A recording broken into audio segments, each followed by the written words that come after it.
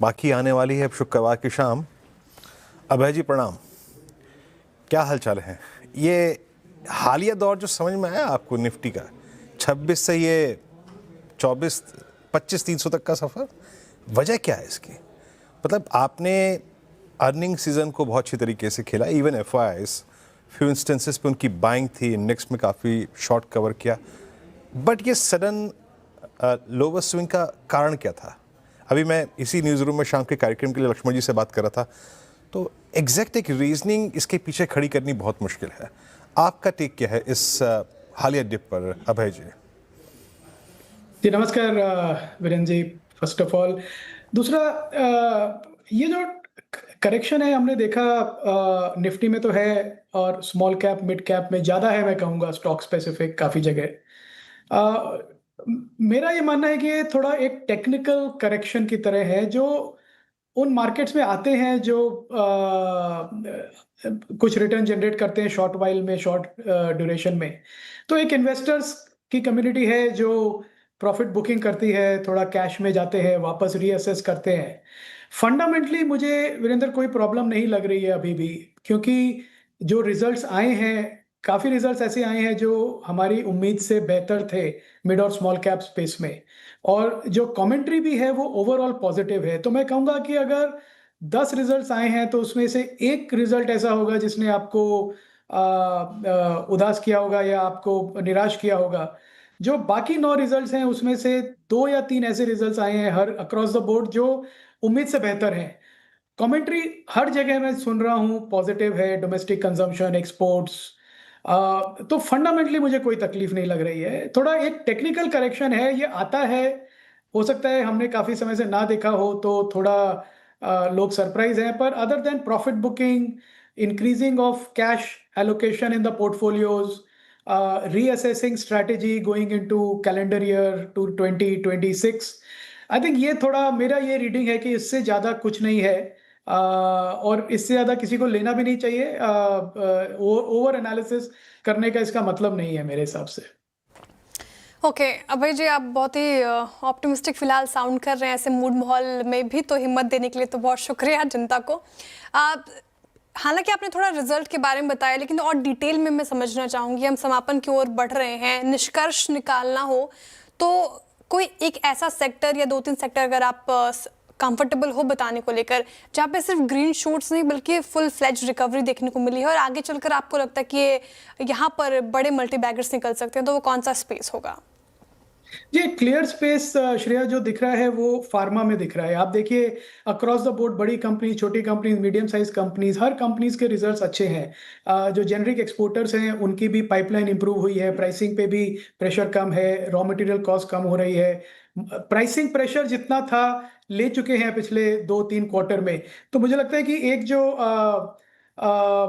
Pharma sector है across the board, वो मुझे लगता है कि जैसे ही उम्मीद थी कि एक टर्न अराउंड की तरफ बढ़ता रहेगा, अब क्लियरली ग्रोथ फेज में जा रहा है, और स्पेशली उसमें जो छोटी और मिड साइज फार्मा कंपनीज हैं वो मुझे लगता है कि और भी बेहतर करेंगी। दूसरी तरफ जो स्पेस है वो जो हम ईएमएस स्पेस की बात करते रहते हैं, उसमें भी मुझे लगता है कि जो रिजल्ट्स हैं इक्का दुक्का को छोड़ के वो भी एक अच्छे डायरेक्शन में आए हैं। तो ये 2 स्पेसेस हैं, और तीसरा जो स्पेस है जिसमें एक अगेन जो मैं सुनना चाहता था, एक पॉजिटिविटी है, वो है बैंकिंग एंड फाइनेंशियल सर्विसेज में। और बैंकिंग और फाइनेंशियल सर्विसेज में स्पेशली छोटे बैंक्स और एनबीएफसीज में काफ़ी प्रेशर कम दिखा है इस बार। एनपीएस का स्लिपेजेस भी कम है, रिकवरीज भी इंप्रूव हुई हैं, कॉस्ट ऑफ फंडिंग कम हुई है, लिक्विडिटी भी मिल रही है उनको लोन देने के लिए। तो आई थिंक ये बैंकिंग एंड फाइनेंशियल जो स्पेस है, ये भी मुझे लगता है कि अब ये अपर साइड पे सरप्राइज करेगा। तो ये 3 सेक्टर्स हैं हमारे रेडार पे श्रेया, जहाँ पे मुझे काफी पॉजिटिव आउटलुक है मेरा। ओके, आप अभय अग्रवाल जी ना, एक्चुअली मुझे ईएमएस पर ही पूछना था, ईएमएस स्पेस को लेकर आपने जिक्र भी किया।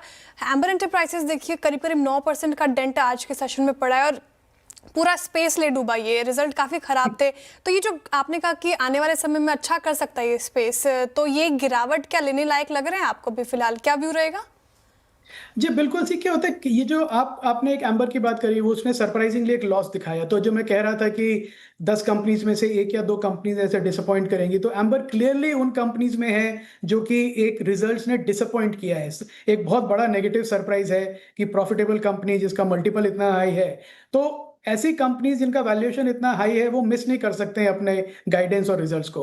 But at the same time ये कंपनीज़ अभी भी ग्रोथ स्टेज की कंपनीज़ हैं, ये स्टिल अभी भी mid cap, small cap companies हैं। उनमें और भी नाम ले लें, केन्स के रिजल्ट्स देखिए आप, बहुत अच्छे रिजल्ट्स है, प्रॉफिट डबल हो गया पिछले साल से, पर फिर भी उसका स्टॉक डाउन है। दूसरी तरफ आप सिरमा एसजीए जिसके आज रिजल्ट्स आने हैं, वो भी अंडर प्रेशर है। ये कंपनीज अभी भी छोटी कंपनीज हैं और अभी भी ग्रोथ स्टेज में है, तो बिल्कुल पॉसिबल है कि आप जब इस ग्रोथ को मैनेज कर रहे हैं तो 1-2 क्वार्टर में आप नेगेटिवली सरप्राइज करें। पर अगर आप एक इन्वेस्टर हैं जो 3 से 5 साल का व्यू ले रहे हैं किसी कंपनी पे, तो फ्रैंकली 1-2 क्वार्टर का मिस फर्क नहीं पड़ता है, as long as guidance and commentary stage. तो उसकी जो कॉल थी एम्बर की, वो स्टिल पॉजिटिव थी, तो मेरे को कोई चिंता नहीं है कि वो वापस ग्रोथ कर्व पे आएगा। केन्स के रिजल्ट पिछले क्वार्टर में खराब थे, इस क्वार्टर में बहुत ही अच्छे हैं, बेटर देन एक्सपेक्टेड। तो ये तो चलता रहेगा। ग्रोथ कंपनीज का क्वार्टरली बेसिस पे देख के ओवर रिएक्ट करने का मुझे नहीं लगता कोई मतलब है, श्रेया। ओके, ओवर रिएक्शन पे बहुत अगर आप देखें प्रतिक्रिया नहीं देंगे आप, और उसको बहुत तवज्जुन आप सही भी नहीं समझते। अच्छा, आपके आने से पहले अभय जी, आज हम बात कर रहे थे L&T फाइनेंस की। लुक एट B2, क्या शानदार मूव रहा, ऑल टाइम हाई पे। मुझे मालूम है आप हमेशा कुछ ना कुछ स्पेस में एक ऐसा स्टॉक खोज के लेके आते हैं जो possibly next phase of I think उस सेक्टर की स्ट्रेंथ में पार्टिसिपेट करे। NBFCs में कोई फाइंडिंग आपकी हाल फिलहाल की? जी नहीं, अभी एनबीएफसीज में कुछ हमने ऐड नहीं किया क्योंकि पोर्टफोलियो में ऑलरेडी 24% एलोकेशन है फाइनेंशियल सर्विसेज का, तो वीरेंद्र उसको बढ़ाना नहीं चाहते हैं। जो हैं हमारे पास छोटे बैंक्स और एनबीएफसी, बस उन्हीं को मेंटेन किया है हमने। पर अगेन जो नंबर्स आ रहे हैं सारे प्लेयर्स के, तो मेरी उम्मीद है कि ये सेक्टर आउट परफॉर्म करेगा। ओके, अच्छा, एक स्टॉक आपने रिकमेंड किया था, फ्यूजन फाइनेंस।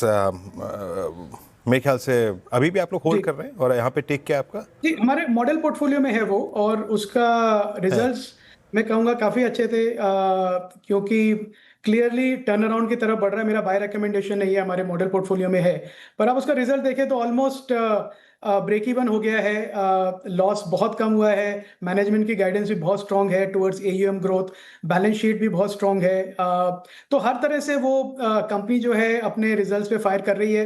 पर जिस तकलीफ से ये कंपनी गुजरी है, जैसे बॉटम ऑफ द साइकिल जब कंपनी जाती है, इन्वेस्टर्स का भरोसा इतना तोड़ते हैं कि उनको बहुत आउट परफॉर्मेंस दिखानी पड़ती है 2-3 क्वार्टर तक, जब तक वापस इन्वेस्टर्स का इंटरेस्ट आए। तो आई थिंक फ्यूजन फाइनेंस को डेफिनेटली 1-2 क्वार्टर और जो उन्होंने गाइड किया है उसके लेवल का परफॉर्मेंस या आउट परफॉर्मेंस दिखाना पड़ेगा। पर ये कंपनीज ऐसी हैं कि जो आपको 2000 करोड़ 2500 करोड़ के मार्केट कैप पे 0.6-0.8 टाइम बुक वैल्यू के मल्टीपल पे मिल रही है, जो कि जब मार्केट इन तक रिएक्ट करेगा पॉजिटिवली, ये 2 टाइम बुक वैल्यू पे चली जाएंगी। तो एक अच्छा अपॉर्चुनिटी है for long term investors. Fusion micro finance, और एक और सुझाया था अभी जी आपने, कार ट्रेड, उसने भी शानदार रिटर्न्स दिए थे पिछले 6 महीने में, देख रहे 73% का रिटर्न। ऐसे कोई और स्टॉक्स जो आपने आइडेंटिफाई किए हो और हाल फिलहाल में अपने पोर्टफोलियो में जोड़े हो सर? जी, मैंने पिछली बार भी आपसे बात करी थी, हमने मॉडल पोर्टफोलियो में ऐड किया था सिनोरस। आई थिंक वो सिनोरस भी आज ऑल टाइम हाई पे है। सो आई थिंक जहां पे आउट परफॉर्मेंस है, क्लियर डायरेक्शन है, मार्केट रिवॉर्ड भी कर रहा है ग्रोथ कंपनीज को। एक कंपनी जो अभी हमने मॉडल पोर्टफोलियो में ऐड करी है वो है आइनॉक्स इंडस्ट्रीज, आइनॉक्स इंडिया, जो क्रायोजेनिक टैंक्स बनाते हैं डिफरेंट एप्लीकेशंस के लिए, और उसमें सबसे बड़ा बेट है। और इसके रिजल्ट्स भी आए थे, अच्छे रिजल्ट्स से, पर अगेन मार्केट का रिएक्शन, अच्छे रिजल्ट्स बुरे रिजल्ट्स को समझना थोड़ा मुश्किल हो जाता है। But very well manage company, काफ़ी बड़ा प्ले है क्रायोजेनिक फ्यूल के स्टोरेज में अक्रॉस द बोर्ड। तो मुझे लगता है कि ये अगेन कंपनी है जो एक मल्टी बैगर बनने की तैयारी में है अगले 2-3 साल में। आइनॉक्स विंड, अच्छा, एक बार निफ्टी को देखता हूँ, फिर मैं अपने प्रश्न की तरफ आऊँगा। थोड़ा सा अगर आप देखें, वो 25,500 की ट्रेजेक्ट्री को छोड़ के थोड़ा सा नीचे की तरफ आता हुआ। अच्छा, एक बास्केट, एक स्पेस जिसको लेके सब थोड़े डाउटफुल हो गए होंगे अभय जी, वो है ऑटो। शानदार अगस्त, शानदार सितंबर, अक्टूबर, उसके बाद थोड़ी सी क्रैक आए पोस्ट मंथली सेल्स फिगर। हालांकि एम ने फिर स्ट्रेंथ दिखाई क्योंकि नंबर्स बहुत स्ट्रॉन्ग थे, लॉन्चेस स्ट्रॉन्ग थे। अभी ऑटो में क्या पकड़ के चलना चाहिए? I mean two wheeler space में या फिर कॉमर्शियल व्हीकल सेगमेंट में, पैसेंजर व्हीकल सेगमेंट में? जी, आई थिंक ऑटो में जो मेरी समझ है कि आपको जितना बड़ा प्लेयर मिले उतना बेटर है, क्योंकि इसमें अलग अलग स्पेसेस है। Four wheeler EV, two wheeler EV, commercial vehicle, international markets, exports, काफ़ी बड़े सेगमेंट्स हैं इसमें। और जो एम की बात करी आपने, तो उसमें फिर फार्म इक्विपमेंट भी आता है, ट्रैक्टर्स भी आ जाते हैं। तो आई थिंक इन्वेस्टर्स को rather than looking at auto sector as one sector, उनको पिक एंड चूज करना पड़ेगा कि क्या वो किसी स्पेसिफिक सेक्टर में बेट करना चाहते हैं। जैसे टू व्हीलर है, या फिर उसमें ज़्यादा ग्रोथ दिख रही है, टू व्हीलर ईवी में ज़्यादा ग्रोथ दिख रही है, या फिर मेरे हिसाब से, क्योंकि इस समय अभी भी अनसर्टेनिटी है, तो बेटर ये रहेगा कि एक डाइवर्सिफाइड प्लेयर के साथ रहें, क्योंकि जहां पे भी आपको ग्रोथ मिले वहां पे आपको अपॉर्चुनिटी मिले। तो मेरी एडवाइस यही रहेगी इन्वेस्टर्स को इस स्पेस में। मुझे लगता है कि ये अच्छा स्पेस है because of the good season. Prices already discount कर रहे हैं फ्यूचर ग्रोथ को भी, तो हो सकता है यहाँ से रिटर्न अगले 6 महीने के लिए थोड़ी म्यूटेड रहे। पर अगर आप उसके बियॉन्ड देख रहे हैं, तो मेरी एडवाइस ये रहेगी कि किसी बड़े प्लेयर्स के साथ रहें जो अक्रॉस द कैटेगरी प्ले करते हैं। अभय अग्रवाल जी, कैपिटल मार्केट स्पेसेस को लेकर आपका नजरिया क्या रहेगा? पूरे साल थोड़ा किसी काउंटर ने काफ़ी अच्छे रिटर्न्स दिए हैं, किसी काउंटर ने थोड़ी वोलेटिलिटी दिखाई है, लेकिन हालिया बयान अभी वित्त मंत्री का एफएनओ की सख्ती को लेकर उन्होंने कहा कि अब वो ऐसा कुछ सोच नहीं रही हैं। और आज देखिए अब बीएसई एंजल वन पूरा स्पेस ही चढ़ गया। कैपिटल मार्केट स्टॉक्स में आपने ऐड किया है क्या? और जी नहीं, हमने ऐड नहीं किया श्रेया। हमारे पास जो पुराने हमारे मॉडल पोर्टफोलियो में है, कैम्स और सीडीएसएल, यही दो स्टॉक्स हैं इस समय, क्योंकि मुझे लगता है कि ये इन दोनों को कैपिटल मार्केट एक्टिविटी और रेगुलेशन से ज़्यादा फर्क नहीं पड़ता। सीडीएसएल एक ऐसी कंपनी है जो आपके डीमैट अकाउंट, जो कैश मार्केट है, उसको मैनेज करते हैं। काफ़ी एडजेसेंसीज हैं उसमें। आउटसाइड दैट ऑल्सो इंश्योरेंस वगैरह की भी पॉलिसीज। कैम्स भी सिमिलर है, म्यूचुअल फंड का आरटीए है। जो एफएनओ प्लेयर के इम्पैक्ट होते हैं, जैसे ब्रोकर्स हैं और एक्सचेंजेस हैं, वहाँ पे फ्रैंकली बहुत मुश्किल है कहना कि शॉर्ट टर्म में क्या होगा, क्योंकि काफ़ी न्यूज़ ड्रिवन और सेंसिटिव स्पेस बन गया है वो। पर जिस तरह से हमारा पार्टिसिपेशन बढ़ रहा है, अभी भी हम बहुत नेसेंट स्टेज में है कैपिटल मार्केट पार्टिसिपेशन में। तो मुझे लगता है कि ये जो लीडर कंपनीज हैं ऑलरेडी, ब्रोकर्स और एक्सचेंजेस जिन्होंने लीडरशिप पोजीशन ले ली है, ये डेफिनेटली लॉन्ग टर्म बेट्स हैं। पर हो सकता है because of regulatory uncertainty short term में थोड़ा डिसअपॉइंट करे इन्वेस्टर्स को। ओके, ठीक है। तो फिलहाल ये व्यू हो गया कैपिटल मार्केट स्पेस पे। बहुत शुक्रिया अभय जी, आज हमारे साथ जुड़ने के लिए, तमाम सवालों के जवाब इतने अच्छी तरीके से देने के लिए बहुत शुक्रिया आपके वक्त के लिए।